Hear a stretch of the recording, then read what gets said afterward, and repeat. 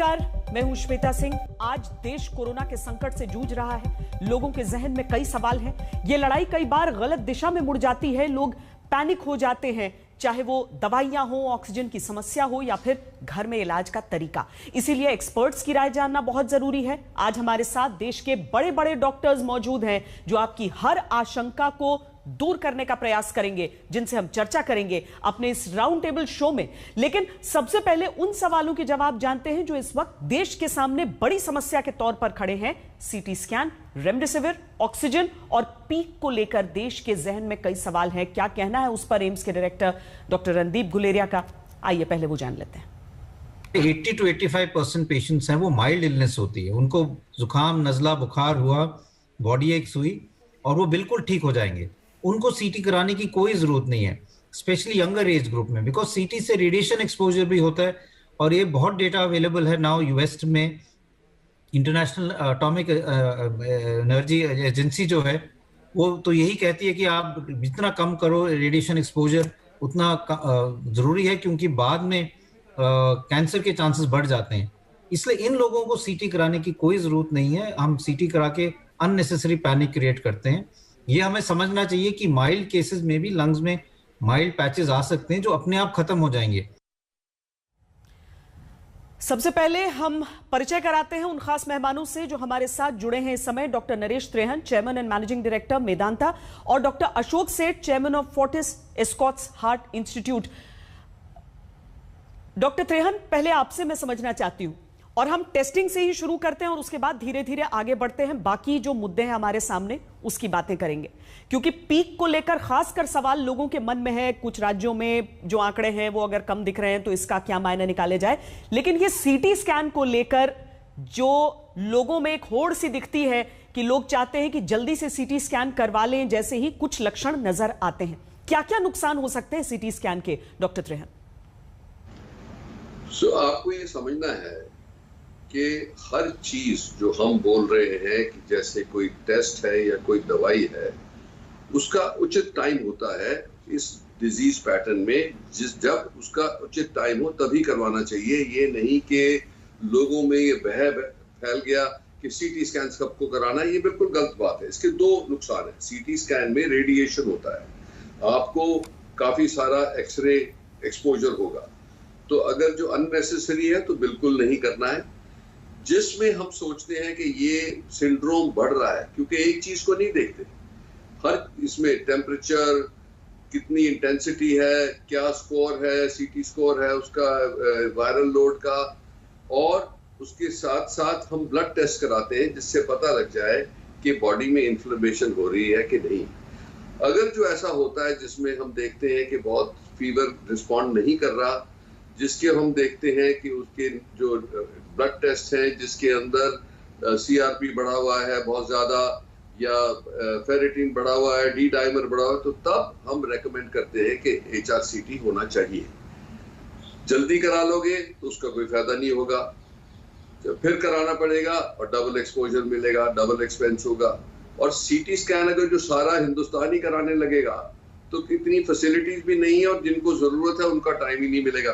तो ये सब बातें अपने दिमाग में रखनी चाहिए कि एक डॉक्टर आपको गाइड करेगा कि कब क्या करना चाहिए। ये मत सोचें कि किसी और का हुआ था सीटी स्कैन तो मैं भी करवा लूं, किसी और ने वो रेमडेसिविर ली तो मैं भी रेमडेसिविर लगवा लूं, किसी और को टोसिलुजुमैब लगी है तो मैं भी लगवा लूं। ये बिल्कुल उचित नहीं है। इससे नुकसान होता है, क्योंकि हर चीज का साइड इफेक्ट होता है। तो इसीलिए हमें डिसाइड करने दो एज डॉक्टर्स, और सब डॉक्टर्स को इतना नॉलेज है कि कब क्या टेस्ट कराना चाहिए। सो पब्लिक को उससे गाइडेंस उस डॉक्टर से लेनी चाहिए, खुद नहीं डिसाइड करना चाहिए। डॉक्टर अशोक सेठ, इसके बावजूद हम लाइनें देख रहे हैं आजकल आरटीपीसीआर को लेकर कुछ लोगों के मन में यह संशय आया कि कहीं ऐसा तो नहीं है कि मुझे लक्षण है लेकिन इसके बावजूद नेगेटिव आ रहा है तो मैं जल्दी से सीटी स्कैन करा के देख लेता हूं। ये लोगों के मन में वहम आरटीपीसीआर को लेकर आना शुरू हुआ, जिसके बाद सीटी स्कैन को लेकर यह होड़ शुरू हुई। लेकिन किस तरह का खिलवाड़ वो कर रहे हैं अपनी सेहत से? ये तो खिलवाड़ है ही, और डॉक्टर त्रेहन जी ने साफ बताया कि ये अपने आप को नहीं ट्रीट करना है। पहली बात ये, डॉक्टर डिसाइड करेंगे कब कौन सा टेस्ट फायदेमंद हो सकता है और ट्रीटमेंट को ऑल्टर कर सकता है। ये आप खुद नहीं डिसाइड कर सकते। सेकेंडली, हम पेशेंट को ट्रीट करते हैं, टेस्ट को नहीं ट्रीट करते हैं। तो वो टेस्ट लेके आप कहीं पहुंच जाओगे तो उसके बेसिस पे ट्रीटमेंट नहीं स्टार्ट होती है अगर आप बिल्कुल ठीक फील कर रहे हो। और तीसरी बात समझने की है RT-PCR के बारे में। RT-PCR अगर नेगेटिव होता है, क्योंकि 70% ही एक्यूरेट टेस्ट है, तो इसका ये मतलब होता है ये कोई टेस्ट 100% एक्यूरेसी से कोविड को नहीं पिकअप कर सकता। तो 70% एक्यूरेसी का मतलब है कि 30% जिनको कोविड है वो मिस आउट हो सकते हैं। वो इसलिए मिस आउट हो सकते हैं कि अगर बहुत जल्दी डिजीज में कर दिया हो, जब तक कि वायरस थ्रोट में प्रोलिफरेट नहीं कर रहा है या उसका लोड कम है, अगर उसको ट्रांसपोर्टेशन में आफ्टर ऑल टेस्ट भी किसी सेंटर में जाके किया जाता है, किस तरह से टेस्ट किया जाता है, ये सब चीज़ें मैटर करती है। और थोड़ा सा ये भी देखा गया है कि आज 50 तरह के RT-PCR टेस्ट के किट्स अवेलेबल है मार्केट में। कुछ बहुत ही एक्यूरेट है, कुछ कम एक्यूरेट है, और कुछ उनमें से ऐसे भी हैं कि अगर वो जीनोम सीक्वेंसिंग ज़्यादा नहीं देखते तो नए वेरिएंट्स को मिस आउट कर सकते हैं। तो नहीं, हमें क्लियरली मैनेज करना अपने सिम्टम्स को। इस टाइम पे मैं कहूँगा आप सबको, क्योंकि मैं देख रहा हूँ कहाँ डिले हो रही है, कि अगर बुखार हो, खांसी जुकाम सर्दी हो, अगर वही रनी नोज और बॉडी और बुखार की फीवर और टेंडेंसी आ रही हो, तो ये सोच ले कि ये कॉमन फ्लू नहीं है, ये सिर्फ जुकाम खांसी ही नहीं है। इस टाइम पे प्रैक्टिकली 100% श्योर है कि वो कोविड है। कुछ लोग टेस्ट करा के 2 दिन बाद टेस्ट कराते हैं, क्रोसिन खाते रहते हैं, उसके बाद जब टेस्ट होता है नेगेटिव होता है, फिर वो अपने आप को आइसोलेट नहीं करते, और 6ठे दिन पे जाके या 7वें दिन पे जाके जब वो सीरियस हो जाते हैं तो कहते हैं बट मेरा तो टेस्ट नेगेटिव था, तो मेरा का तो कुछ, मैं तो यही खा रहा था दवाइयाँ। सो आप ये सोच के चलो, इस टाइम पे इट इज़ लाइकली कि आपका कोविड टेस्ट नेगेटिव होते हुए भी अगर आपको बुखार, खांसी, सर्दी, जुकाम के सिम्टम्स हैं, वो कोविड है। आप अपने डॉक्टर से बात करें, वो डिसाइड करेगा। ब्लड टेस्ट, उनमें भी बातें पता चल जाती हैं। एक और कोविड टेस्ट, उनमें भी बातें पता चल जाती हैं। CT स्कैन तब करते हैं जबकि आपको ऑक्सीजन की कमी हो और डॉक्टर ये कह रहा है कि अब मुझे next line of treatment decide. Doctor Parik, मैं पहले आपके पास आऊंगी और उसके बाद डॉक्टर शशांक के पास जाऊंगी, क्योंकि मैं उसके बाद पीक की चर्चा करूंगी, लेकिन मैं पहले आपसे यह समझना चाहती हूं। ठीक है, पिछले साल से हमने हाइड्रोक्सीक्लोरोक्वीन सीखा है, इस साल रेमडेसिविर सीख रहे हैं, लेकिन जिसका जिक्र डॉक्टर सेठ भी कर रहे थे कि एक व्यक्ति को अगर कोरोना होता है तो उसके ग्रुप में जिसे पहले हुआ रहता है, वो व्यक्ति कहता है अरे मेरे पास प्रिस्क्रिप्शन पड़ी है, स्टार्टिंग से तुम भी ये मेडिसिन शुरू कर दो। क्या ये एक आइडियल स्थिति है? क्या ऐसा करना चाहिए, या फिर कोशिश यही करनी चाहिए कि पॉजिटिव आने के बाद सलाह ली जाए डॉक्टर? बिल्कुल। तो जैसे डॉक्टर त्रेहान और डॉक्टर सेठ ने बहुत अच्छी तरह से हमको समझाया कि अपने आप को हमने निर्णय नहीं लेना चाहिए कि कौन सी दवाई लेनी है और कौन सी टेस्ट करनी है। सबसे पहले श्वेता जी, हमको हमेशा एक चीज याद रखनी चाहिए कि जो कोई भी टेस्ट हो दुनिया का, वो जो हम क्लिनिकल डायग्नोसिस बोलते हैं, जो डॉक्टर पेशेंट का इतिहास सुन के, पेशेंट को तपास करके जो उनको डायग्नोसिस लगता है क्लिनिकल एग्जामिनेशन से, वो सबसे महत्वपूर्ण होता है। टेस्ट का करने का जो रीजन होता है वो इसलिए है कि अगर डायग्नोसिस नहीं हो तो उसको देखने के लिए, और अगर डायग्नोसिस हो तो उसको कंफर्म करने के लिए।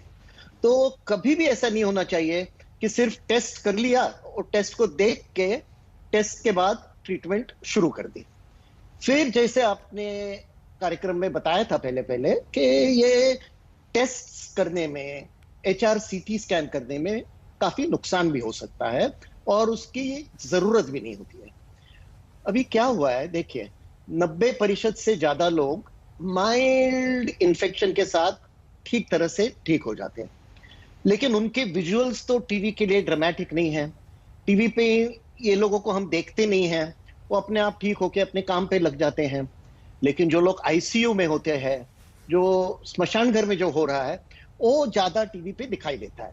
तो क्या हो रहा है श्वेता जी, लोग ये नहीं समझ पाते कि ये एक बहुत माइनॉरिटी है, 5%, 2% ये माइनॉरिटी है जिनके हम इमेजेस टीवी पे हर रोज देख रहे हैं। टीवी पे ही नहीं, सोशल मीडिया पे, प्रिंट में, सब जगह। तो लोगों को पहले तो ये ध्यान में रखना चाहिए कि 90% से ज्यादा हमको कुछ होने वाला नहीं है। हमको खुद दवाई शुरू नहीं करनी है, हमको अपने आप खुद टेस्ट नहीं करनी है। उसके बाद अगर सिम्टम्स आ गए तो किसी भी डॉक्टर के साथ चर्चा करके, अभी बहुत सारे अस्पताल, जसलोक अस्पताल भी होम केयर सिस्टम ऑर्गेनाइज किया है, यानी वहां से वीडियो पे डॉक्टर घर पे बात करेगा और पूरी सलाह देगा। और घर पे ज्यादा कुछ नहीं करना है, बहुत पानी पीना है, खिड़कियां खोलनी है, पंखा चालू रखना है, आराम करना है, ज्यादा ट्रीटमेंट आगे नहीं है। तो वो डॉक्टर के साथ चर्चा करके फिर अगर टेस्ट की जरूरत पड़ी तो करनी चाहिए, नहीं पड़ी तो घर पे आराम करना चाहिए। ठीक है, ये घर पे कौन रहे और कब वो समय आए जब आप अस्पताल की ओर देखें, इसको चर्चा में आगे हम इस पर चर्चा करेंगे ताकि लोगों को जानकारी मिल सके। लेकिन डॉक्टर शशांक जोशी, वो सवाल जो सारे लोगों के मन में आज है वो ये कि एक साल में हम ये समझ गए कि कोई भी लहर होती है तो उसमें शुरुआत होती है, एक पीक होता है और उसके बाद केसेस घटते हैं। अगर आज हम देश भर के घटते आंकड़े देखते हैं तो उसमें कुछ राज्य दिखते हैं, जैसे महाराष्ट्र उनमें से एक है। क्या जो 4-5 दिन के आंकड़े हैं या हफ्ते भर के जो आंकड़े हैं वो अगर एक प्लेटू या एक नीचे की तरफ आता हुआ दिखता है तो क्या हम समझे कि महाराष्ट्र जैसे राज्य में अब पीक का समय आ गया है और इसके बाद स्थिति बेहतर होगी, या जल्दी है ये जज करना? नहीं, आपने श्वेता जी बिल्कुल सही कहा। लास्ट 3 हफ्ते से हम देख रहे हैं, अप्रैल के पहले हफ्ते से मई के पहले हफ्ते तक आप देख रहे हैं कि जैसे बम्बई की केस ले लीजिए आप, तब हमारी जो टेस्ट पॉजिटिविटी रेट थी अराउंड 28 से 30% थी। अभी वो कम होके ये हफ्ते में करीबन आई है 10% पे। डबलिंग टाइम जो था वो करीबन 38 डेज था, वो अभी 100 के ऊपर चला गया है। मृत्यु दर थोड़ा सा बढ़ गया है, लेकिन अभी भी वो केस फेटेलिटी रेट 0.51% तक ही है। और ओवरऑल नंबर ऑफ केसेस जो 11-12 हजार थे हफ्ते में, पहले हफ्ते में अप्रैल के, अभी मई के पहले हफ्ते में वो कम होके 3-4 हजार पे आ गए हैं। तो आंकड़े भी देखेंगे, नंबर्स भी देखेंगे तो ये 4 हफ्ते में एक तो चीज दिखते है कि रफ्तार थोड़ी कम हुई है। मुंबई में और महाराष्ट्र में से 13 या 14 जिले हैं, वहां पे हम देख रहे हैं उसमें से 8-10 जिलों में अभी भी प्रादुर्भाव है, कोविड है, और अभी भी वो प्लेटू पे है।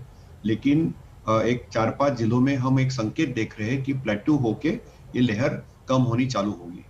हमको 2 चीज समझनी चाहिए कि दूसरी जब लहर आती है तो उसकी तीव्रता ज्यादा स्ट्रांग रहती है, प्लेटू ज्यादा वक्त के लिए रहता है, पहले लहर से भी ज्यादा 2 हफ्ते रहेंगे। तो हमको लगता है कि ये संकेत और 2 हफ्ते तो रहेंगे। लेकिन 2 चीज मैं आपको स्पष्ट बोल सकता हूँ कि ये लहर कोई राज्यों के कोई डिस्ट्रिक्ट्स में कम हो रही है, और बम्बई उसका एक उदाहरण है। जैसे आप केरल भी देखेंगे तो केरल में केसेस काफी ज्यादा थी मार्च में, और अप्रैल से उनकी प्लेटू होके अभी उनकी लहर अभी लगभग निकल गई है। तो हमको 2-3 अच्छे संकेत दे रहे हैं, और यही भारतवंश में भी होगा। जैसे नॉर्थ इंडिया में दिल्ली वगैरह है, 2 हफ्ते के बाद हम देखेंगे कि वहां पे भी केसेस प्लेटू होके स्लोली वो कम होने चालू होंगे। लेकिन उसके ऊपर 2 चीज है। एक तो हमको अभी काफी निर्बंध लगाए हैं, महाराष्ट्र में काफी निर्बंध लगाए हैं, तो जब हम अनलॉकिंग करेंगे तभी हमको सही आंकड़े करेंगे। दूसरी चीज है कि हमको टेस्टिंग का जो परसेंटेज है वो कम नहीं करना चाहिए। मुंबई में अभी हम करीबन 40-50 हजार टेस्ट कर रहे हैं, बीच में टेस्ट का आंकड़ा करने का 20-25 हजार तक आ जाता है, वो नहीं होना चाहिए।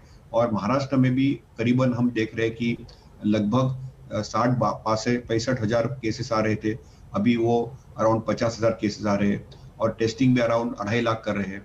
तो टेस्टिंग का आंकड़ा नहीं कम करके एक संकेत तो निश्चित दिखता है कि ये लहर है, ये तो नीचे आनी है। जैसे लहर ऊपर आती है वैसे वो प्लेटू होती है, प्लेटू होके नीचे आती है। तो पहले संकेत दिखने लगे हमको कि ये लहर उतरेगी। एटलीस्ट महाराष्ट्र में तो वो कम होने के संकेत दिख रहे हैं हमको, लेकिन अभी भी हमको 2 हफ्ते लगेंगे। लेकिन स्पष्ट है अभी कि ये डायरेक्शन तो डाउनवर्ड ट्रेंड में है। इन बातों से हौसला बहुत लोगों का बंधेगा।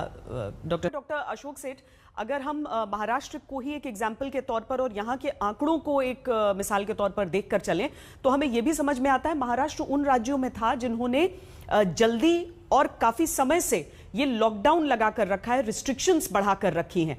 क्या ऐसे आंकड़े देखने के लिए, ऐसी परिस्थितियां देखने के लिए बाकी राज्य जहां पर इस समय केसेस ऊपर ही जाते हुए दिख रहे हैं, वहां पर भी ये कड़ाई जरूरी हो जाएगी?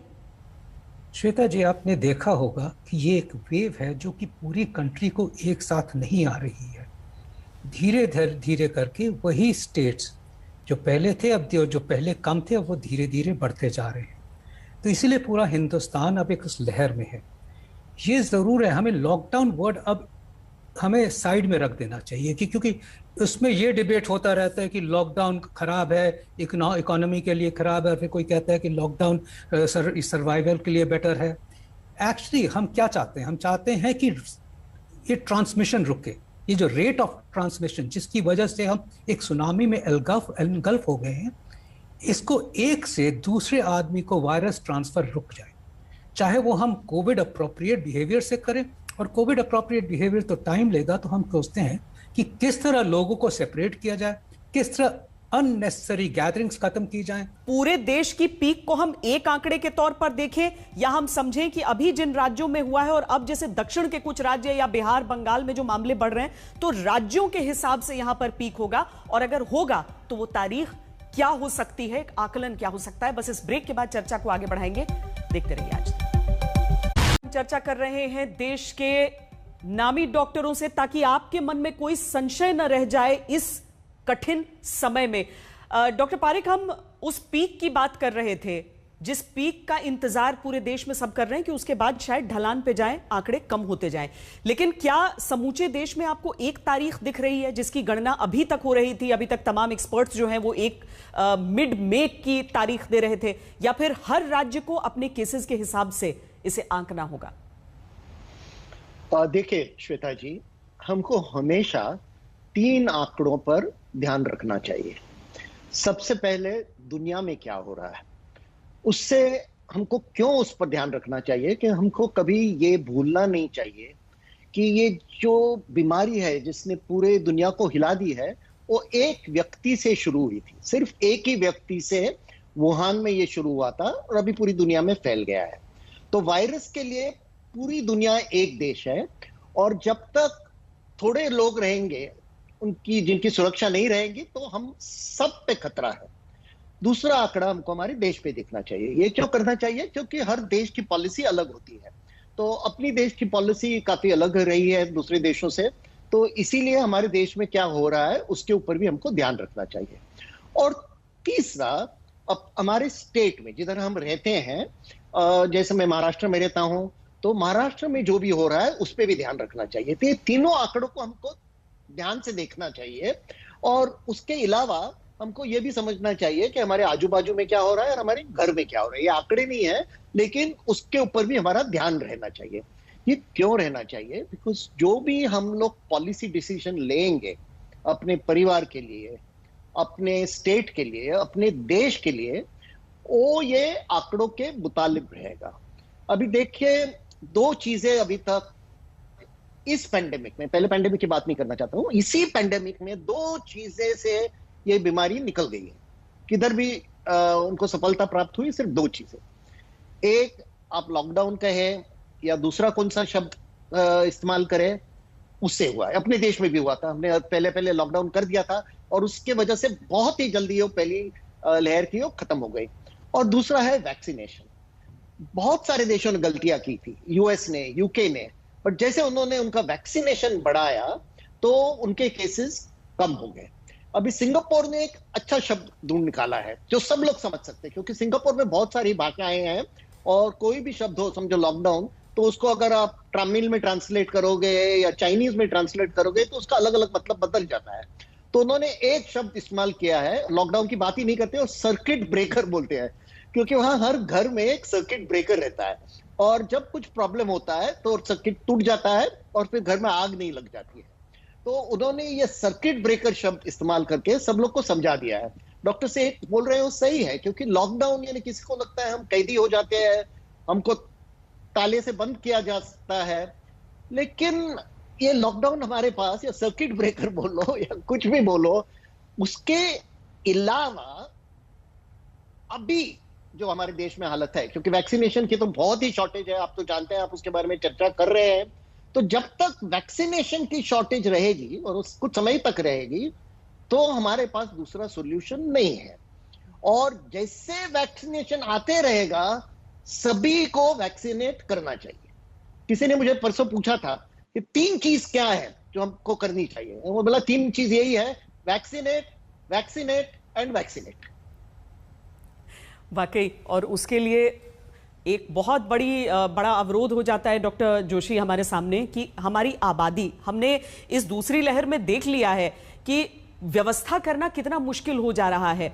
ऑक्सीजन के लिए अगर लोग लाइनें लगा रहे हैं इस तरीके से, चाहे घर में अपने आप को ट्रीट करने की कोशिश कर रहे हो या अस्पताल में बेड लेने का प्रयास कर रहे हो, संसाधन कितने भी हुए, हमारी आबादी इतनी बड़ी है कि अगर ऐसी खौफनाक लहर आ जाती है तो सारे संसाधन कम पड़ जाते हैं। आज की तारीख में महाराष्ट्र अपने केसेस को देखते हुए कि किस तरीके से बड़ी मुश्किलों के साथ इस स्तर पर पहुंचा गया है, वहां पर आज आप क्या प्रयास कर रहे हैं? ठीक है, संसाधनों को उस स्तर पर लाने का प्रयास तो हो रहा है कि ऑक्सीजन की व्यवस्था उस तरीके से रहे, दवाइयों की कमी कभी ना पड़े, चाहे ये लहर जाए और उसके बाद अगली लहर के लिए हम सबको तैयार रहना पड़े। लेकिन आज की परिस्थिति में पीक की उस तारीख का आकलन करते हुए आप क्या कोशिश कर रहे हैं? लोगों को जैसे कैसे समझा पा रहे हैं कि ये सिम्टम है तभी अस्पताल की तलाश में बाहर निकलो, वरना घर में कैसे अपने आप को बचा पाओ? कब तक घर में रहो, डॉक्टर के पास या अस्पताल के पास? डॉक्टर के पास तो पहले चले जाएं, लेकिन अस्पताल जाने की न सोचो। आपने मैडम बिल्कुल सही कहा कि हमें अभी भी सतर्क रहना चाहिए, और हमारी यही कोशिश है कि महाराष्ट्र में हो या भारत में हो, जितने नागरिक है वो घर में रहे। और उनको अभी एक कोविड का वक्त चल रहा है, तो कोई भी सिम्टम हो, जैसे बुखार हो, सूखी खांसी हो, गंध या स्वाद की दिक्कत हो, तो तुरंत कोविड की जांच करनी चाहिए। और सस्पिशन आ गई तो सेल्फ आइसोलेट करना चाहिए, अपने घर वालों से सेल्फ आइसोलेट करके अपने बाकी घर वालों को मास्क लगाने को बोलना चाहिए। ये पहली चीज हमने सबको बोल दी है।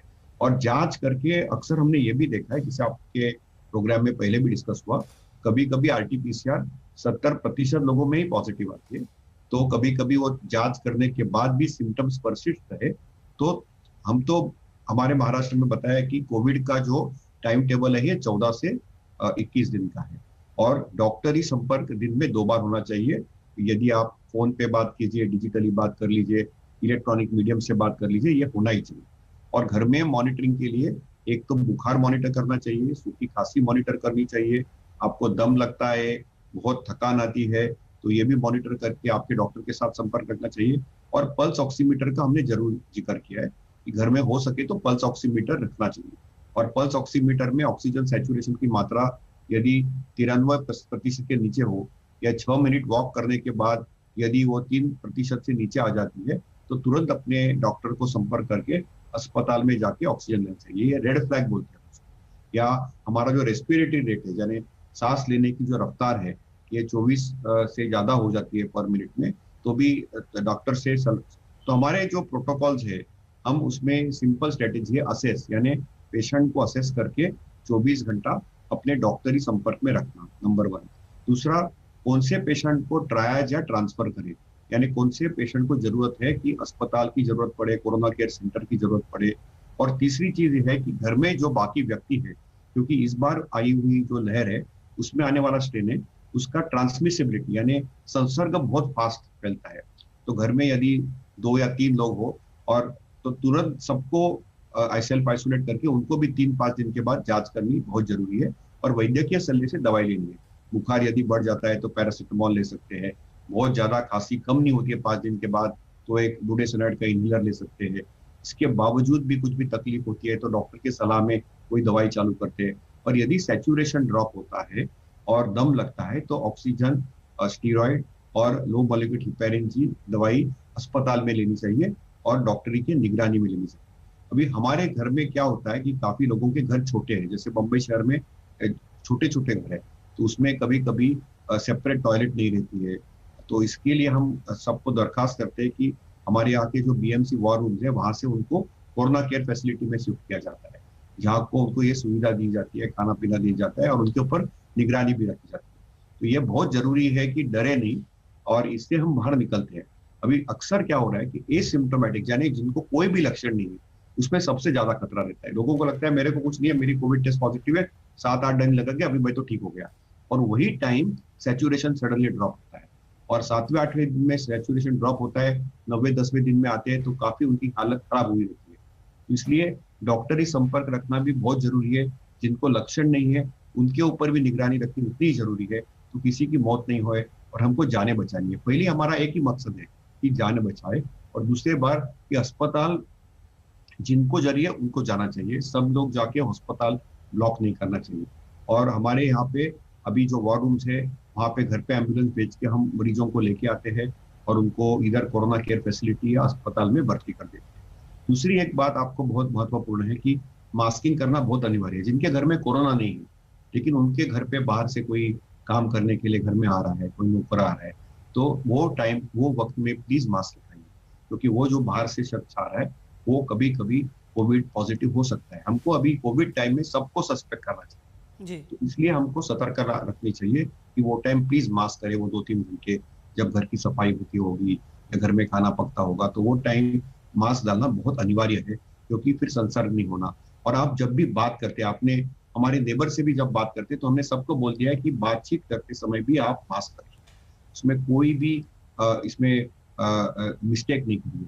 देखो अभी भी हमको कोरोना से बाहर निकालने के लिए 2 ही चीज सबसे महत्वपूर्ण है अवॉइड करने के लिए। एक तो मास्क है, डबल मास्क, और दूसरी चीज है वैक्सीनेशन। वैक्सीनेशन को तो भी 6 महीना 1 साल लगने वाला है, तो जब तक वो नहीं हो तब तक हमको डबल मास्किंग तो करना चाहिए। और कोविड पॉजिटिव आते भी है तो भी कंटिन्यूसली वैद्यकीय संपर्क रख के हमको रेड फ्लैग जो भी है तब भी तुरंत अस्पताल में जाना चाहिए। वॉर रूम के साथ कांटेक्ट रखिए, अपने डॉक्टर के साथ संपर्क रखिए और सतर्क रहिए। और ये नहीं करना कि हम लोग क्या करते हैं, हमने एक मिस्टेक सब लोग में देखा है कि पहले हफ्ते में ठीक ठाक रहते हैं तो हम कुछ डॉक्टर को कांटेक्ट नहीं करते, उनको लगता है हम ठीक हो जाएंगे, और फिर क्या होता है बहुत लेट हो जाता है। आप पॉजिटिव आ गए हैं, उसी समय से आपको डॉक्टर के संपर्क में रहना है, लेकिन हॉस्पिटल कब जाना है? डॉक्टर अशोक सेठ, अस्पताल का रुख करना है या नहीं करना है? कितना ऑक्सीजन लेवल हो तब लोगों को ये सोचना चाहिए कि हमें जाना चाहिए? कहीं ऐसा तो नहीं कि उस स्तर पर पहुंचने के बाद यही कहा जाए कि आपने तो बहुत देर कर दी थी? लोगों के मन में यही सवाल आते हैं, इसीलिए पॉजिटिव आते ही कई दफा लोग कोशिश करने लगते हैं अस्पतालों को ढूंढने की। तो डॉक्टर सेठ ये भी समझाइए कि घर में भी अगर हैं तो कितने समय में ऑक्सीजन और बुखार को मॉनिटर करना है? देखिए, ये अभी हम इनको सबको बैलेंस तरीके से समझाना होगा। डॉक्टर जोशी ने कहा, बहुत इंपॉर्टेंट कहा, कि डॉक्टर से टच में रहना बहुत इंपॉर्टेंट है, क्योंकि डिसीजन डॉक्टर के ऊपर डिपेंड करता है कि आप कब आए अस्पताल। हमने लोगों को समझाया हुआ है कि डॉक्टर से तो आपने पहले ट्रीटमेंट स्टार्ट कर दी और डॉक्टर के आप टच में रहे। जब सैचुरेशन तो आपका पल्स ऑक्सीमीटर पे मेजर होता है, बड़ी सिंपल चीज़ है, आप देखते रहते हो, हर 6 घंटे पे, हर 4 घंटे पे देखते रहते हो। बट हम एम्फसाइज करते हैं कि सिर्फ बैठे हुए ऑक्सीजन सैचुरेशन नहीं मेजर करना है। आपने यंग लोगों के लिए तो हम कहते हैं कि 6 मिनट वॉकिंग, अच्छी तरह से वॉकिंग कीजिए और फिर सैचुरेशन मेजर कीजिए। और एल्डरली के लिए कहते हैं कि एटलीस्ट 3 to 4 मिनट कीजिए वॉकिंग और फिर सैचुरेशन बिफोर एंड आफ्टर देखिए। तो ये जो ड्रॉप इन सैचुरेशन है, इसको हम इंपॉर्टेंट समझते हैं और हम कहते हैं कि जब तक ठीक है, फीवर के लिए आप बुखार के लिए आप दवा लेते हो, खांसी जुकाम के लिए लेते हो, हाइड्रेशन करते हो, वही सब माइल्ड डिजीज के लिए है। बट जब आपने 94 से कम देखा सैचुरेशन, तो फिर डॉक्टर से आपको बताना चाहिए, डॉक्टर से बात करनी चाहिए। हर जगह पे वीडियो कॉन्फ्रेंसिंग इसके लिए अवेलेबल है और डॉक्टर हो सकता है डिसाइड करे कि नहीं, आप साइड में सोइए, आप ठीक से लगाइए, आप अपने हाथ को गर्म कीजिए, देखिए कितना सैचुरेशन आ रहा है, और हो सकता है कि आपका 93-94 पे आपको घर ही में रहने को कहे। बट जब सैचुरेशन 90 या 91 पे पहुंचता है और कंसिस्टेंटली उस पे रह रहा है, और तब डॉक्टर ही खुद कहता है कि अब आपकी एडमिशन का टाइम आ गया है, क्योंकि आप सेकेंड फेज में जा रहे हो जिनमें हमने आपको दूसरी दवाइयां देनी है। याद रखिए, इंट्रावीनस दवाइयां घर पे नहीं दी जा सकती हैं। हाँ, इस टाइम पे जब बेड्स की अवेलेबिलिटी नहीं थी, अगर ये आइडियल वर्ल्ड होता तो हमेशा जहां पे ऑक्सीजन ड्रॉप की है, हम कहते हैं कि अस्पताल आइए, हम ऑब्जर्व करेंगे, हम डिसाइड करेंगे कि आपको कितनी ऑक्सीजन चाहिए, हम डिसाइड करेंगे कि आपको अब स्टेरॉइड्स इंट्रावीनसली मिलने चाहिए कि आपको रेमडेसिविर देने की जरूरत है कि नहीं।